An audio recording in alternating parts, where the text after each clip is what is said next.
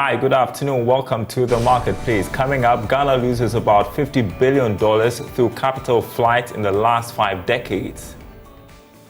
That's money that has left out of country without being recorded. Money that accumulates value abroad, but only for the private asset holders. Also coming up, cocoa farmers who initially abandoned the crop as a result of low prices are now reverting to cocoa production. Chief Executive of Cocoa Board describes the development as refreshing. We've seen farmers now stepping back, to plant cocoa and then converting cashew to cocoa, which for us, is a very welcome news. And on the Joy Business Summit today, we'll discuss why insurance is critical for small and medium enterprises. My name is Daryl. Kwawu. Thanks for being with us, everyone. Details coming up.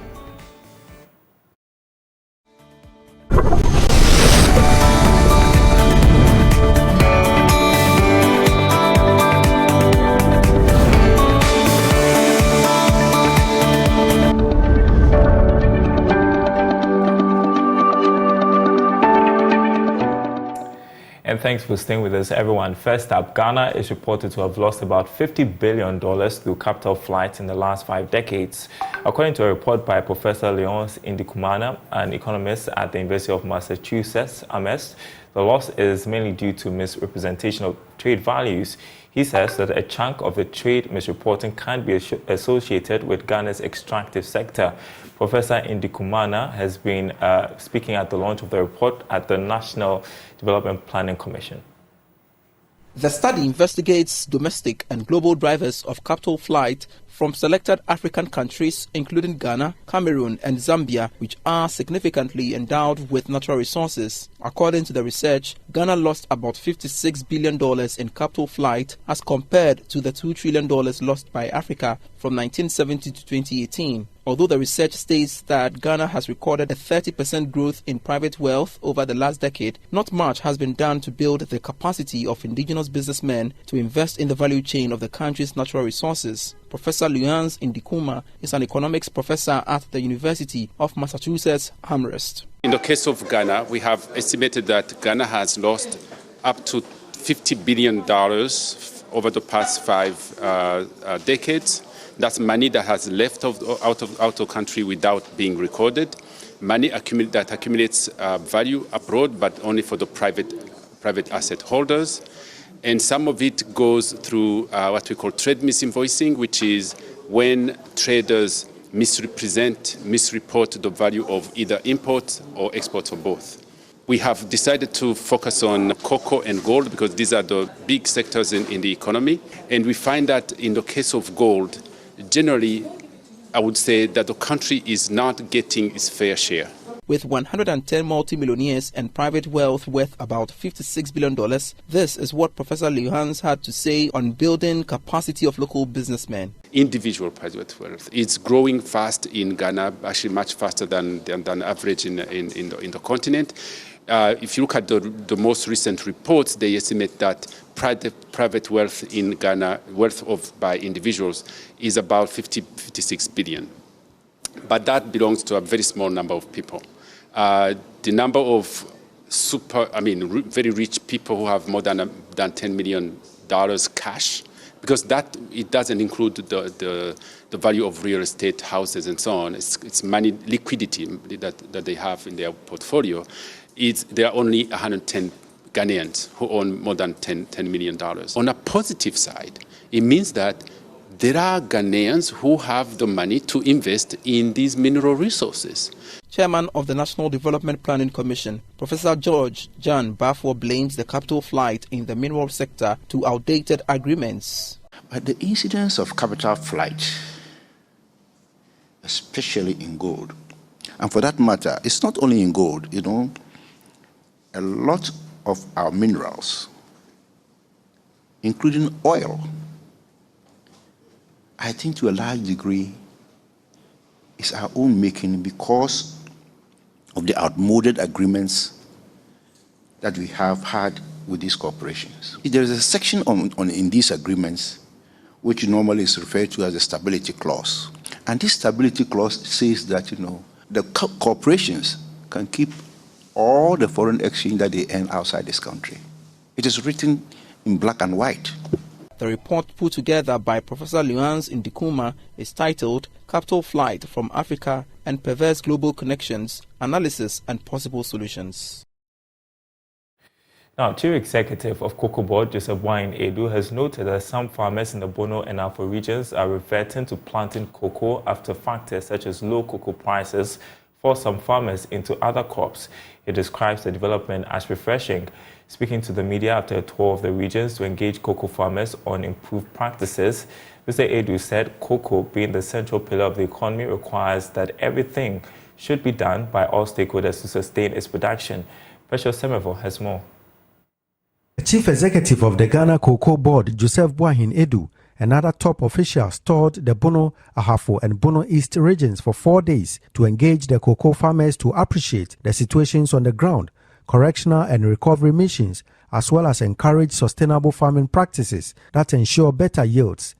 Speaking to the media after the tour in Sunyai, Mr. Edu encouraged hand pollination with a call on farmers not to burn after weeding, since it destroys both the micro and macroorganisms in the soil. He said the future of cocoa sector depends on organic production and more needs to be done in the regions. Nowhere did we get any farmer producing 20 bags per acre, whereas in other regions you have farmers producing 20 bags per acre, all because they've not been following the productivity enhancement programs. If the cocoa industry is to be sustainable, then it ought to be more of organic production.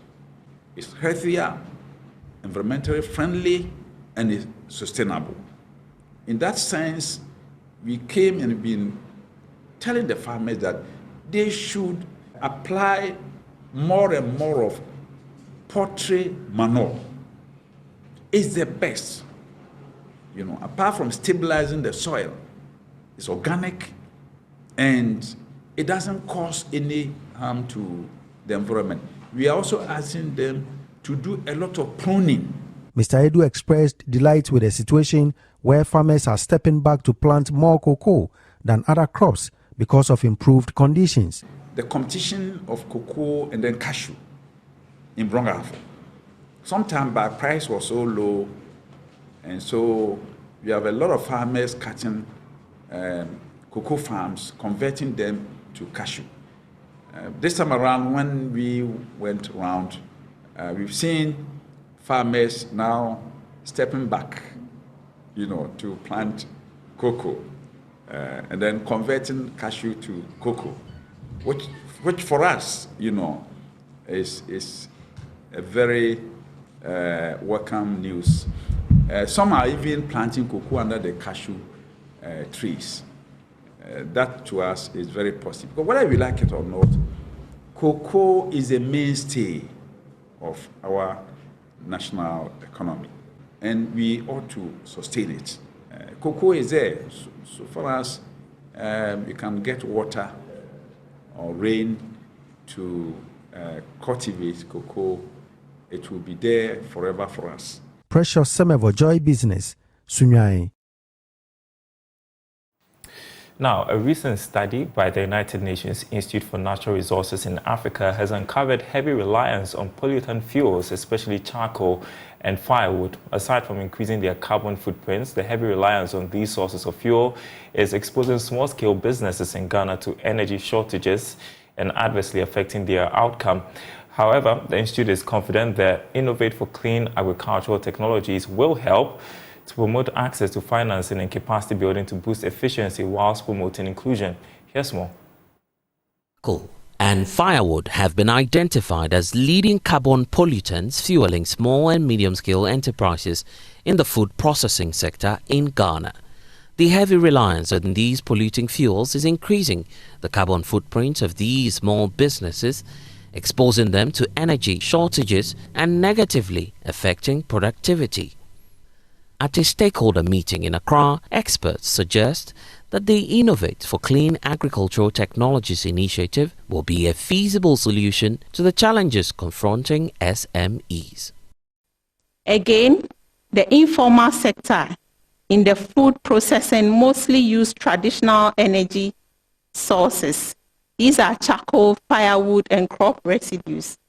Even where modern sources are available, cases where business needed to switch from traditional to cleaner fuels, the transition often involved the continued use of other polluting fuels.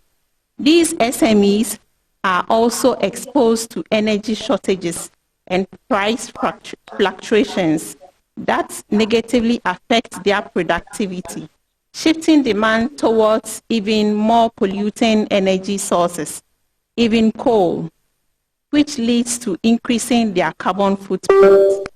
Based on the findings of this research, UNU-INRA highlights the need to promote the adoption of clean energy.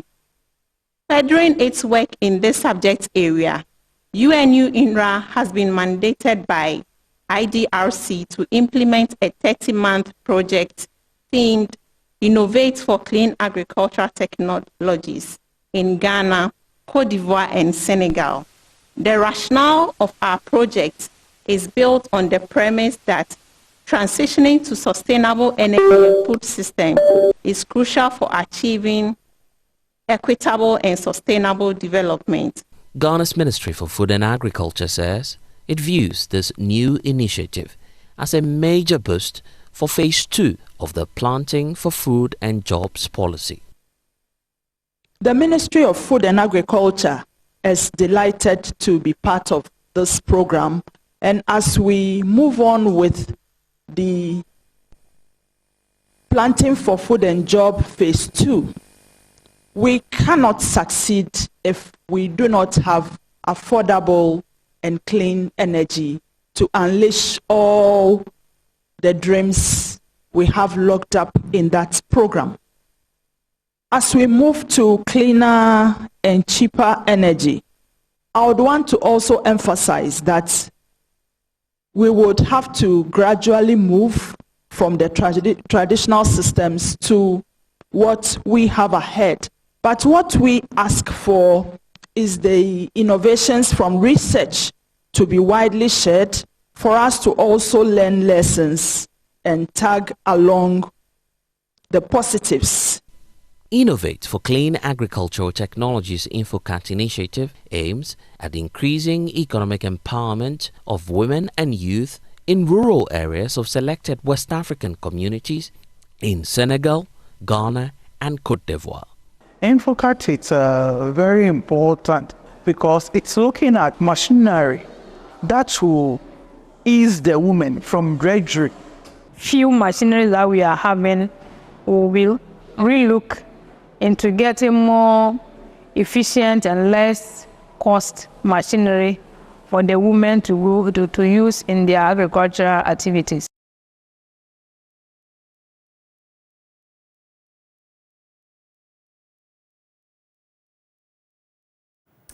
All right, you're watching The Marketplace. Now, as the business landscape rapidly changes and expands, SMEs are exposed to even greater risks. Only yesterday we were discussing cyber attacks, but that is just one of the risks faced by businesses. Now, despite the increased risks, many SMEs are inadequately equipped with sufficient insurance coverage to keep their businesses afloat should the unfortunate happen. For instance, the Akosobo Dam spillage, we've been talking about it for days now. Now, the need for adequate insurance to help businesses grow and succeed in the region has never been greater. And I'm joined in studio by Stephen Kwawu, who is Vice President of Insurance Brokers Association of Ghana. Thank you so much for joining us on the Joy Business Summit to discuss SME insurance. So how critical is insurance for the SME sector? Thank you, Daryl. It is very critical. Like you rightly said, SMEs face a lot of risk. They have what you call pure risk, the hazard risks. Mm-hmm. They have operational risk. They have financial risk, and then systemic risks. Systemic risks like the political environment, economy, and all of them. And then they have the operational ones, issues to do with controls, theft, all those ones. And then pure risk, liability, property, and then personnel. So there are some of them you cannot do anything about it. You don't manage the economy, so you don't have control over it. But what you have control over is what we call the pure risk, your hazard risk. And these are your properties, your liabilities, and your personnel. So it is in your hand to be able to transfer this risk to people who are well-trained, insurance companies, to be able to provide you with that cover. Because risk is the thing that stops you from achieving your objectives. Whenever disaster strikes, your business comes to ground zero. And for SMEs who struggle to even get capital or have very little capital, it's so critical that they protect the investment that they make in these properties. So what should businesses be looking out for in deciding on an insurance policy? Yeah, so the first thing I would say is that insurance is a technical area. You need an expert, you need a broker, somebody like us. That's why we are here as Insurance Brokers Association. When we come to you, we are able to identify the risk that you face, and then we will be able to profile you, get you very competitive, premiums, and place it with insurance companies, and ensure that, most importantly, when disaster strikes, we will be there to walk you through the process and ensure that you get your claim. So people should keep records of the property they have the value, speak to a broker, and the broker will help you to arrange the necessary cover that you need for your business. Well, speak about claims. I mean, one of the reasons people shy away from insurance is the tedious process when it comes to claims. So what's the way out? Yeah, so the best way is to speak to a broker. And I tell you that insurance companies are paying claims every day. Millions of Ghana cedis of claims they are paying every day. When they work with us, for us brokers, because we understand, before even the incident happens, we're able to walk you through and tell you what documents you need. A lot of the time, the confusion comes from when insurance companies are asking for documentation to be able to verify the veracity of the claim that you're putting in. So the broker will help you to be able to gather all these processes, and then you go to the insurance company. Let me tell you that they should keep their trust in insurance. They keep paying claims all the time, but you need somebody to help. Is it true though, the perception that it's a wrong perception. It's like always people trying to go to court to say, I'm going to defend my case. So if you don't have a lawyer accompanying you, you go to court and then you say the judges are this or that. You understand? But you need a professional, because the thing is that insurance companies can't just get up and say, I'm paying you a claim. The policy that you bought, there are some contractual obligations on your part. So even before the claim happens, you need somebody to guide you to say, okay, I have my shop insured, but do you have a security warranty? There's a security warranty on it. Do you have a security guy to ensure that, when a loss happens, the insurance company will not tell you you're not covered. So they are paying claims all the time. All we need is that you speak to a professional and then study the policy terms, gather all the documentations, put them together, and then you have a claim settled. I tell you, we pay claims every time. Last week I settled $400,000 claim in less than a month. And it's an SME company.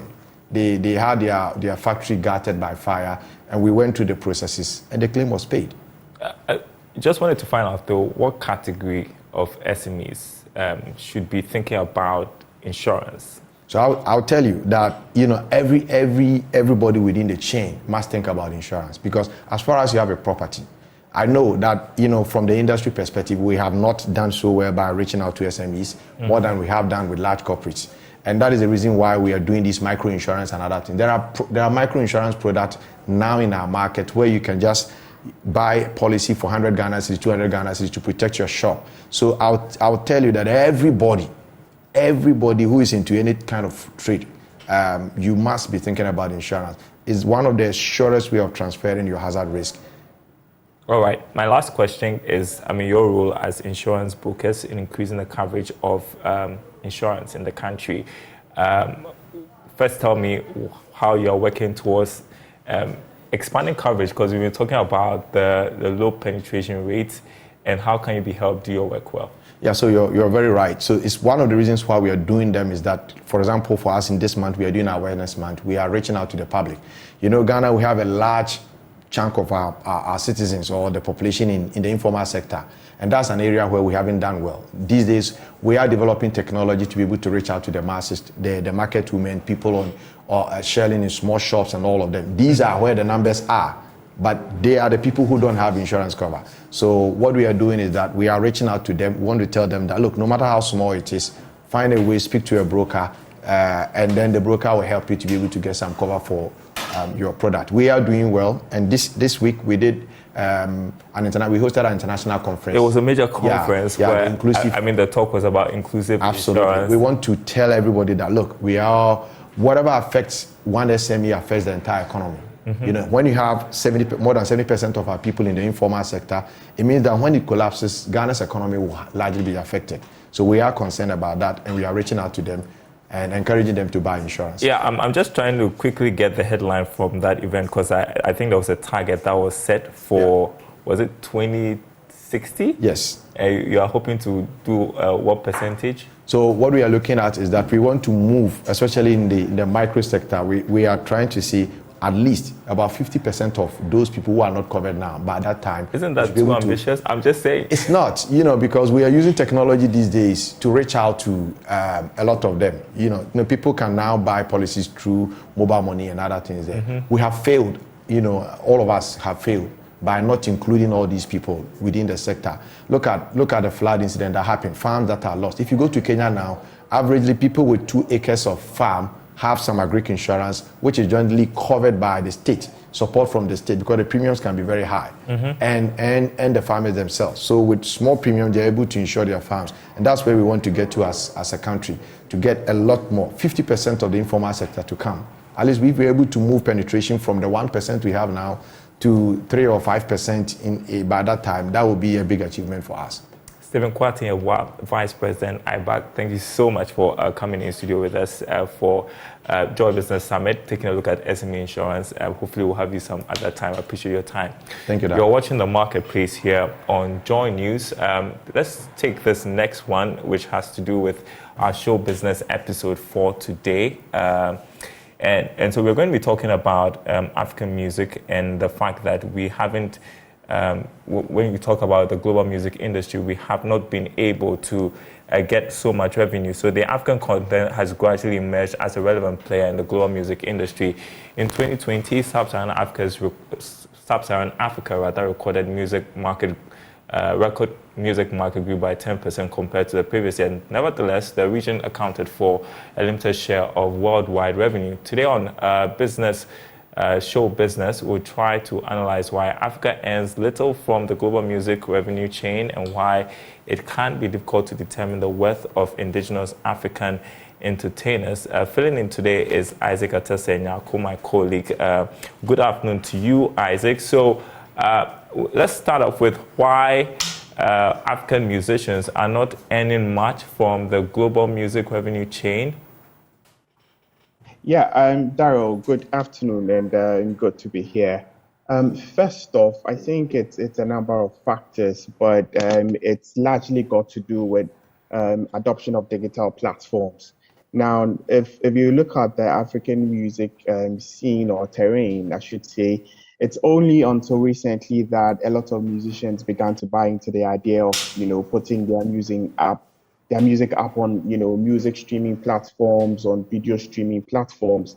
Now, the whole idea of digitization brings, the conversation of data to bear. And so it makes it easy for you to be able to track progress and then, how much you are making in terms of the music you are putting out, the albums you are putting out. And so that makes it easy for somebody to be able to track and say, oh, musician A is able to make up to X amount a year. And if he continues to do what he's doing, he'll probably be able to make, let's say, ×2 of this or ×3 of that in the following year. So the adoption of digital platforms is one of the major reasons. If you look at what's happening now, you realize that a lot of our musicians are now trying to break into the European and the Western music market, because these places largely have a larger share when it comes to the usage of these platforms. And so you have someone in America, someone in Europe, or a chunk number of them in America and Europe using all of these, streaming platforms. So this also counts or, feeds into the figures when it comes to, music revenue, or when it comes to influence, when it comes to the music streaming or revenue space. Again, one of the things we have to look at is the entry or penetration of some of the big musical bodies. So for instance, Spotify officially entered the African market, just in 2018 through South Africa. Now, the entry of these big players also opens up the African music industry to some of these platforms. Then you'll be able to negotiate with Spotify Africa right from where you sit. Maybe from here in your home country in Ghana, you'll be able to, deal with Spotify Africa, other than it used to be before, where you have to go through channels in Europe or in the US to be able to leverage on their platform. So their entry into the African market is also significant and is also helping boost these numbers. Let's not forget that it's projected that the music streaming scene alone could fetch Africa or could be valued around 372 million by 2023, end year 2023. So this space is quite big and it holds a lot of potential. But you see, there's something about the African, I don't know, it's not a Ghanaian thing, A lot of people like to shy away from putting out their earnings. Mm-hmm. So a musician in, let's say, America will do a European tour and will declare what they make, what they put into the tour, because if you don't, IRS is going to come after you. You have to pay taxes. But here, everybody is quite conservative about how much they make, and when it comes to declaring of, earnings. And so even if you are negotiating for an artist, for instance, it's always shrouded in some form of, let's see this. It's not straightforward. If I go to Universal Music Group, hello. Daryl, I'm being bailed out. Just 30 seconds. What can be done to improve this?